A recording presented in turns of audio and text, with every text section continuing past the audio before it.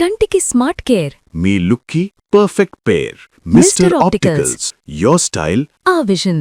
Almost director అన్న feeling ఉంటుందా, లేకపోతే ఓకే నా జాబ్ నేను చేస్తున్నాను యాజ్ ఎ డైరెక్టర్గా, క్యాప్టెన్ ఆఫ్ ద షిప్, మంచి సినిమా తీయాలి, హిట్ తీయాలి, అందుకని బయట మాట్లాడుకునే దాన్ని కొంచెం తలకెక్కించుకుంటారు అసలు మీరు? రెండోదే, ఆ?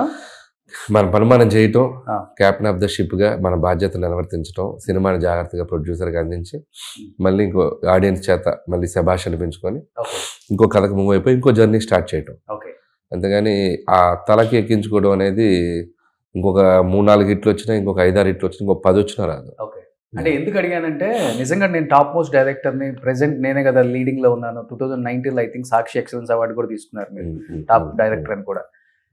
ఒకవేళ అది అనుకోని ఉంటే మీరు టీవీ షోలకి జడ్జిగా వెళ్ళరు అవును. అనేది బయట క్వశ్చన్ కొంచెం అవును. చాలా మందికి కూడా. అవును. ఏంటి ఏదైనా రీజన్ ఉందా అక్కడికి వెళ్ళి? ఇది అంటే కరెక్ట్ క్వశ్చన్ నువ్వు అడిగింది. యాక్చువల్గా ఇప్పుడు as per my success streak కానీ, యాజ్ పర్ నేనున్న పరిస్థితులకు కానీ, అక్కడికి వెళ్ళి టీవీ షోస్లో కూర్చొని జడ్జిగా చేయటం రీజనబుల్గా ఉంటుంది, రెస్పెక్టబుల్గా ఉంటుంది. కానీ జడ్జిగా కూడా చేయట్లేదు నేను. అల్లరల్లరి చేస్తున్నాను, గోలగోలు చేస్తున్నాను, జోకులు వేస్తున్నాను, ఇమిటేట్ చేస్తాను, మిమిక్రీ చేస్తున్నాను, డాన్స్లు వేస్తాను, గందరగోళం చేస్తాను. So that is the discussion point. Okay why like that అంటే నేను ఎక్కడికి వెళ్ళినా నాలా ఉండడానికి ఇష్టపడతా. So that is me. నేను ఒక టీవీ షోకి వెళ్ళాలంటే I have to give 100% there. అక్కడ నేను ఏం చేయాలో అది చేయాలి. అంతేగాని నేను బయట లేనిది తెచ్చుకొని నేను అక్కడ ఉంటే నాకే నచ్చదు. సో అట్లా బేసిక్గా నేచర్ వైజ్ నేను అంతే. అందుకే నన్ను అడగగానే నాకు ఫస్ట్ నచ్చింది ఏంటంటే అది పిల్లల షో. సో పిల్లల షో అనేసరికి నేను కనెక్ట్ అయిపోయాను.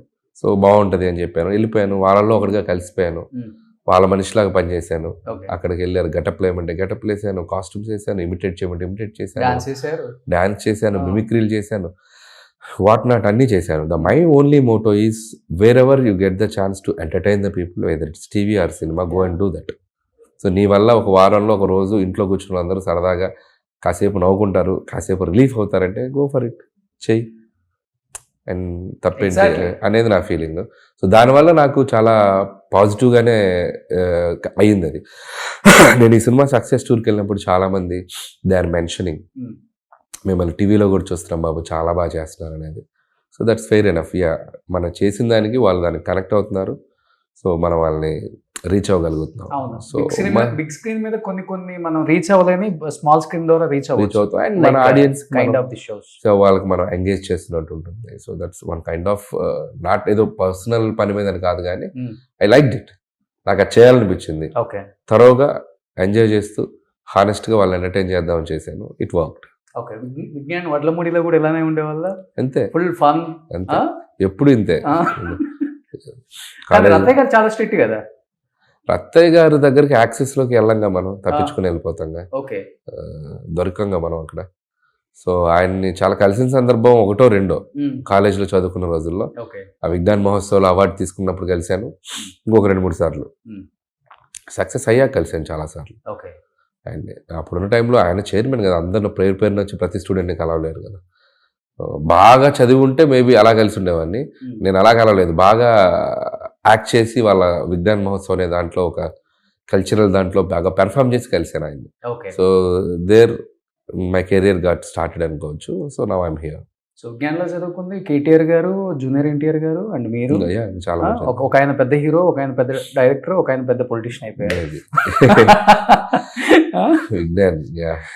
కానీ ఆ పాపను తీసుకెళ్ళారు చిరంజీవి గారి దగ్గరికి, చాలా ఎమోషనల్ అయ్యారు అండ్ ఆడియన్స్ కూడా బాగా ఎమోషనల్ అయ్యారు. అంటే పాప అడిగారా లేకపోతే మీరు తీసుకెళ్ళాలనుకున్నారా? అసలు పాప అడిగింది, పాపను అక్కడికి తీసుకెళ్ళాం. అండ్ తీసుకెళ్ళడమే కాకుండా అక్కడ చిరంజీవి గారు కూడా చాలా హెల్ప్ చేశారు. షోలో ఒక 5 lakhs చెక్ ఇచ్చారు. అంతేకాకుండా మెడికల్గా కానీ తనకి ఫ్యూచర్లో ఏం జరిగినా ఎటువంటి దీనికి కూడా ఆయనే హెల్ప్ఫుల్గా ఉంటారన్నారు. అంటే ఎడ్యుకేషన్ పరంగా కానీ, మ్యూజికల్ పరంగా కానీ, అమ్మాయి ఏదైనా నేర్చుకుంటానా కానీ, రేపు పొద్దున ఐకి సంబంధించిన ఏదైనా సర్జరీస్ చేయాలన్నా కూడా ఈ గేవ్ ఏ వర్డ్ నేను చూసుకుంటానని. And I also help. నేను కూడా ఎంతో ఇచ్చాను, ఒక ఫిక్స్డ్ డిపాజిట్ చేసుకోమని షోలోనే ఇచ్చాం. So this is true love towards Varunavi.